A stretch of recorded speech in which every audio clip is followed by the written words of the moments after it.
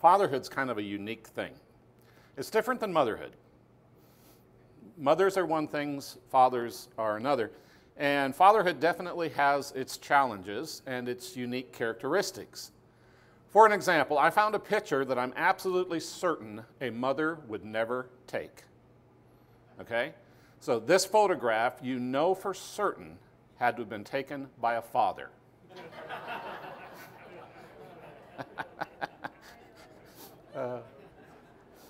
I can hear what mother is saying in the background, but father's taking the picture there, I'm sure of that.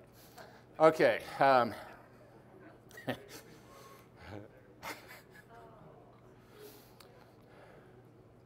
Now here's another unique characteristic of fatherhood. Dad got this letter from his college son. Andrew, you may want to take some notes here. It might prove helpful. School is great.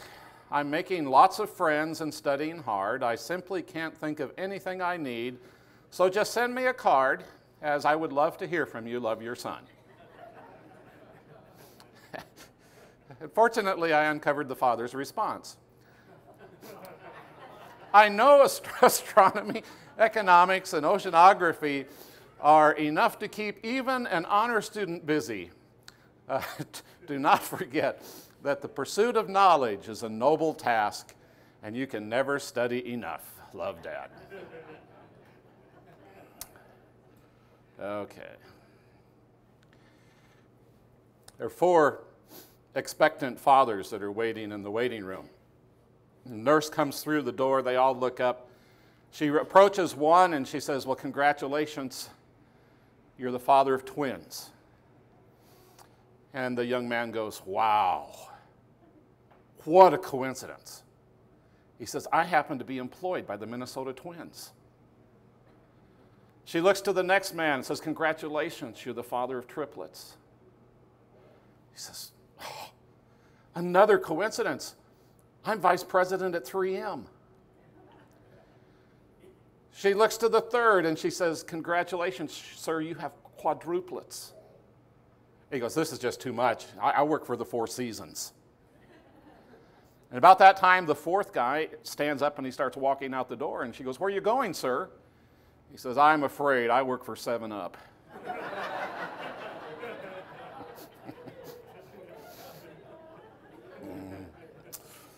Yeah, fatherhood. I do want to talk about some things for fathers today. And what I want to talk about is that fathers know blessed. Fathers, do we want to know blessed? And I did find a psalm, so we haven't got there yet, but I did find a psalm that fits. And to begin with, the scripture reading that we just had read for us a few moments ago, Psalm 127, is a good beginning place because this sets the stage. Unless the Lord builds a house, the workers who are building it, they're wasting their time. Unless the Lord protects a city, the guarding sentries will do no good. It's useless for you to work so hard from early morning until late at night, anxiously working for food to eat, for God gives rest to his loved ones. Children are a gift from the Lord. They are a reward from him. Children born to a young man are like arrows in a warrior's hand. How joyful is the man whose quiver is full of them.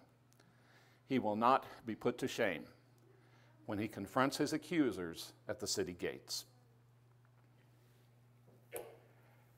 That psalm lets us know that children are, first of all, a heritage from the Lord, that they are a reward from the Lord, that they are like arrows in a warrior's hand, and that the father, whose quiver is full, is blessed. Fathers know blessed by the gift of the Lord, children. Now, that's 127. Written by Solomon. 128 is thought by some to almost be an appendix to 127. So we've got Solomon referencing the blessedness of fatherhood, the Lord's blessing the man who has the privilege of being a father. But then that leads us to Psalm 128, and it's in this psalm, I think, that we can discover further how fathers may be blessed. So here's what I want us to consider this morning. Blessed are all who fear the Lord, who walk in his ways. You will eat the fruit of your labor. Blessings and prosperity will be yours. Your wife will be like a fruitful vine within your house. Your sons will be like olive shoots around your table. Thus is the man blessed who fears the Lord. Just 2 points. I know a sermon's supposed to have 3, but this one's only going to have 2 points. And the first one is this. Fathers, if we're going to be blessed, we need to recognize the true function of fear. The true function of fear. This psalm begins, blessed are all who fear the Lord, who walk in his ways. You know, as we think about this concept of being blessed, the Hebrew word grows from a root word that means to be straight, to be level, to be right, to be happy. And so the psalmist is saying, the man who fears the Lord is going to have a straight path, is going to have a level walk, not mountainous. He's going to be right. There's going to be a certain level of happiness that comes with fearing the Lord. But sometimes we struggle to understand the concept of what it means to fear the Lord. I think we had a very interesting discussion in class this morning about how sometimes, you know, we carry a guilt over past sins, and I think sometimes we equate that's fearing the Lord. Well, that's not what it means to fear the Lord. But what does it mean? First of all, just a quick little principle. Hebrew poetry often utilizes a principle called parallelism. And it is simply where the second line or the next phrase or the next word actually gives the understanding of the previous line or word or phrase. So they are parallel in meaning, even though they are not identical in what they say. So with that in mind, here's an example. Psalm 120 and verse 2, deliver my soul, O Lord, from lying lips, from a deceitful tongue. Well, in this psalm, lying lips is given further definition and understanding by deceitful tongue. And so this psalm literally is saying that lying lips and a deceitful tongue refer to the same thing, the person who is speaking untruth. Deliver me from people who speak untruth. And that's demonstrated in lying lips and a deceitful tongue. We use that same principle now and come back to Psalm 128 and verse 1. Blessed are all who fear the Lord, who walk in his ways. What does it mean to fear the Lord? It means to walk in the ways of God. Have so much respect, so much awe, so much fear for God that I am willing to walk in the ways that he has set and established for me. So, the first principle is if we want to be blessed fathers, we need to function within the proper fear of the Lord. Other passages substantiate this same concept of fearing God, that it's not merely some emotional response to God, but it is the actions of obedience, walking the way of God. So the challenge is, if we want to be blessed fathers, is we need to fear the Lord. And we need to demonstrate that through a walk of obedient behaviors. Religion and spiritual talk are pretty cheap. But bringing personal aspirations into the place of obedience comes with much greater struggle. And that, fathers, that is the challenge for us, to do more than be religious, do more than be spiritual. For us to walk in a way of fearing God produces a blessing for us as fathers. It establishes us in this walking in the fear of God. Remember this, we read a few weeks ago, there was a man in the land of Uz whose name was Job, and he was a man that was blameless, upright, fearing God, and turning away from evil. What did Job do? He feared God. What did it lead him to do? He walked in the ways of God by turning away from evil. How about what Jesus taught here in Matthew chapter 7? Not everyone who says to me, Lord, Lord, will enter the kingdom of heaven, but he who does the will of my Father who is in heaven. In other words, it's so much more than just having this sense of spiritual understanding of God, of spiritual things. Not everyone who says, Lord, Lord, is getting this fear thing correct. He continues, many will say to me on that day, Lord, Lord, did we not prophesy in your name, and in your name cast out demons, and in your name perform many miracles? And I will declare to them, I never knew you. Depart from me, you who practice lawlessness. Therefore, everyone who hears these words of mine and acts upon them. Do you get the principle of fear? Fearing the Lord. Those who hear these words and act upon them may be compared to a wise man who built his house upon the rock, and the rains descended, and the floods came, and the winds blew and burst against the house, and yet it did not fall, for it had been founded upon the rock. And everyone who hears these words of mine and does not act upon them, those who have spiritual concepts in their head, but do not choose to walk in those concepts, he says, they will be like a foolish man who builds his house upon the sand, and the rains descended, and the floods came, and the winds blew and burst against the house, and it fell, and great was its fall. The result was that when Jesus had finished these words, the multitudes were amazed at his teaching. Why are they amazed? What is so different about what Jesus is saying there? Because he was teaching them as one having authority.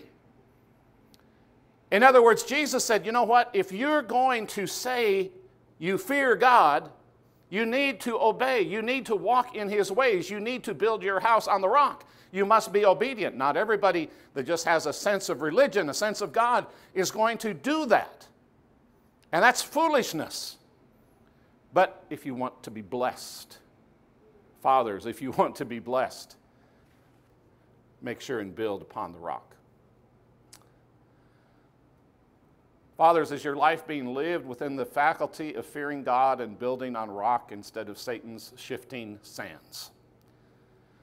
Are you taking seriously that your major responsibility is to train your children to walk in that fear as well? Fathers, do not provoke your children to anger, but bring them up in the discipline and the instruction of the Lord. Bring them up in such a way that they have learned to fear the Lord themselves. That's the objective, fathers. You walk in the fear of the Lord and bring your children up so they do as well. True story. A young, active Jewish family was forced to move to a new city in Germany to find work. As they relocated, they stopped attending synagogue, and they started going to what this person will refer to later as a high society Lutheran church. The young boy in the family was puzzled and asked Dad, why have we switched? Why aren't we going to synagogue? We're not Lutheran, we're Jewish. The dad's response was this: attending this church will be good for business. We'll make contacts and we'll rub shoulders with the right kinds of people. This will give us job security. This will enable us to stay. That young boy will later record that that was the single moment when he recalls losing all respect for his father. When his spiritual walk was all about money, he lost all respect for his father. His mind became obsessed because to him all of that represented religious hypocrisy, meaninglessness of trying to have any kind of faith, be it Jewish or Christian. No faith offered anything for true life. And so this young man grew up, and he wrote a book. And it was a book that espoused a particular social system, but it was also a book that attempted to totally dismiss God from everything. Fathers, we are blessed when we choose to walk in the fear of the Lord. The second point, if we're going to walk and be blessed as fathers, we need to fight for fruit. We need to fight for fruit. Continuing, going back to Psalm 128. Blessed are all who fear the Lord, who walk in his ways. You will eat the fruit of your labor.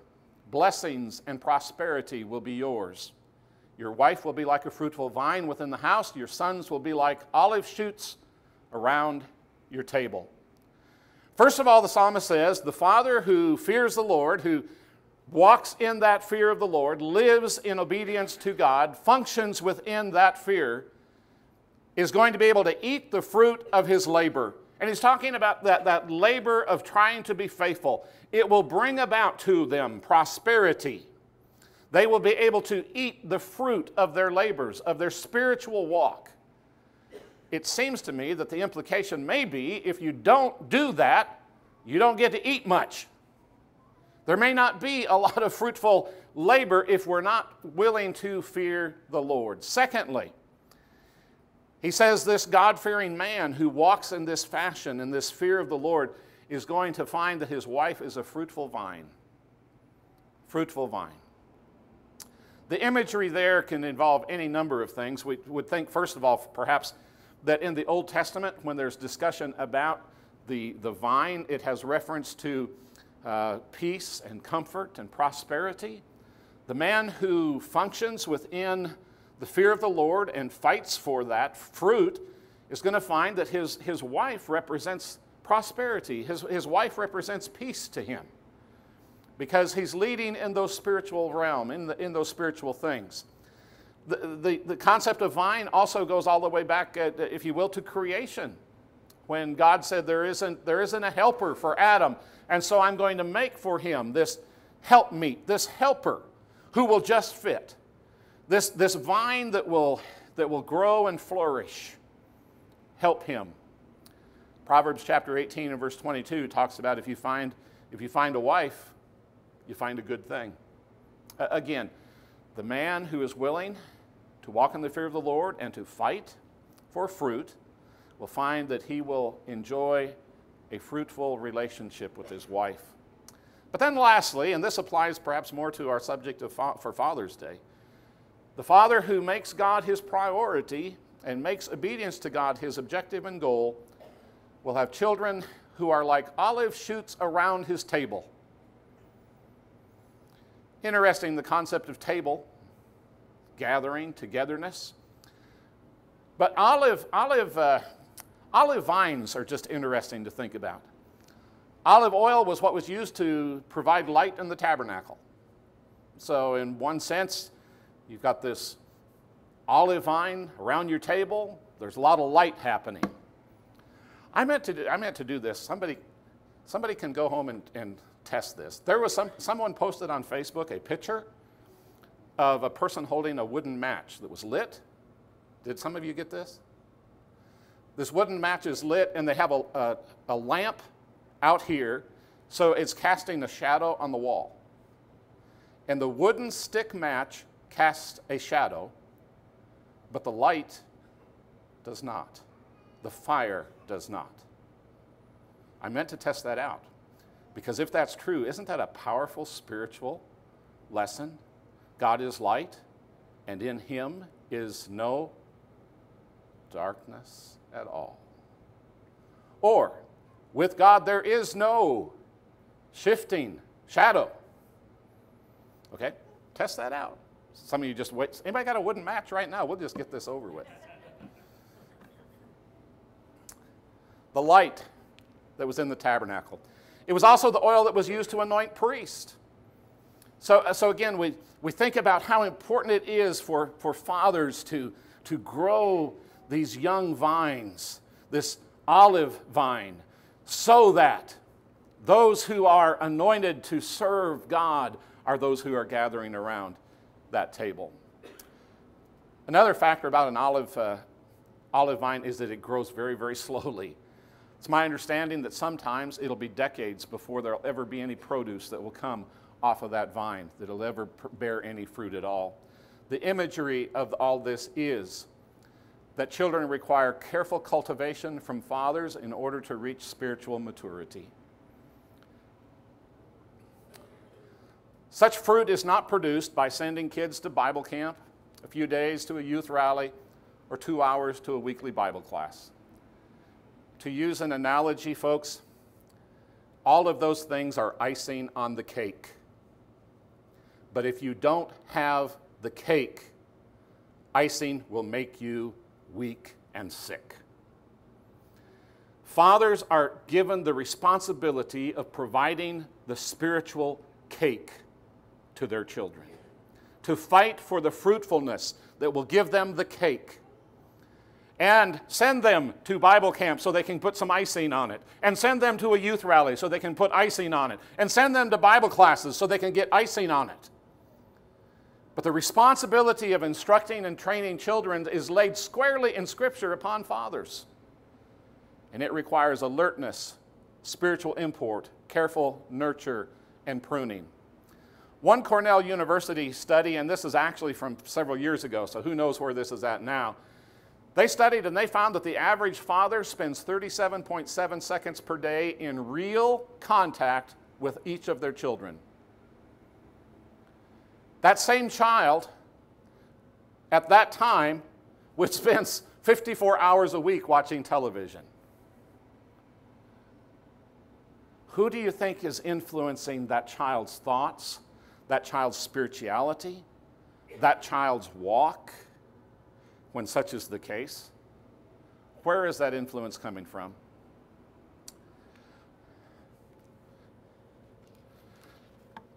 Some of you were probably addicted to her writing.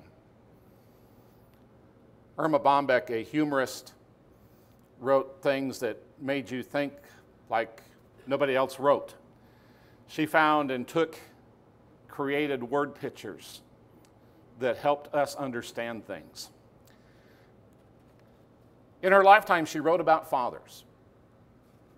And I found one of her essays, and I want to read this. Know that this is all made up, okay? This is not, there's nothing actual about this, so don't go away and say, well, that's not in the Bible. She is humorously illustrating a spiritual point. Here's what she writes. When the good Lord was creating fathers, he started with a tall frame. And a female angel nearby said, "What kind of father is that? If you're going to make children so close to the ground, why have a father that's so high up? He won't be able to shoot marbles without kneeling, to tuck a child in bed without bending, or even kiss a child without a lot of stooping." And God smiled and said, "Yes, but if I make him child size, who would children have to look up to?" And when God made a father's hands, they were large and calloused. And the angel shook her head and sadly said, "Do you know what you're doing? Large hands are clumsy. Calloused hands can't manage diaper pins." Amen. Remember that one, Travis? That'll come in handy. Small buttons, rubber bands for ponytails, or even remove splinters caused by a baseball bat. And God smiled and said, "I know, but they're large enough to hold everything a small boy empties out of his pockets, yet small enough to cup a child's face when they're afraid." And then God molded long, slim legs and broad shoulders, and the angel nearly had a heart attack. Boy, this is the end of the work week, right? I can tell. Do you realize you just made a father without a lap? How is he going to pull a child close to him without the kid falling between his legs? And God smiled and said, "A mother needs a lap, but a father needs strong shoulders to pull a sled, to balance a boy on a bicycle, and to hold a sleepy head on the way home from the circus." God was in the middle of creating two of the largest feet anyone had ever seen. When the angel could contain herself no longer, "That's not fair. Do you honestly think that those large boats are going to dig out of bed early in the morning when a baby cries? Or walk through a small birthday party without crushing at least 3 of the guests?" And God smiled and said, "They'll work. You'll see. They'll support a small child who wants to ride a horse or scare off mice at the summer cabin, or display shoes that will be a challenge to fill." God worked throughout the night, giving the Father few words, but a firm, authoritative voice, eyes that saw everything, but remained calm and tolerant. Finally, almost as an afterthought, he added tears. Then he turned to the angel and said, "Now are you satisfied that he can love as much as a mother?" And the angel shutteth up.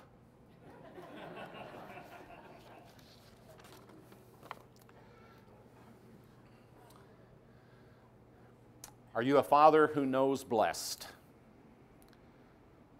Function passionately within a fear of the Lord. Fight for your family's spiritual fruit like you fight for nothing else. We do those things, you'll be a blessed father.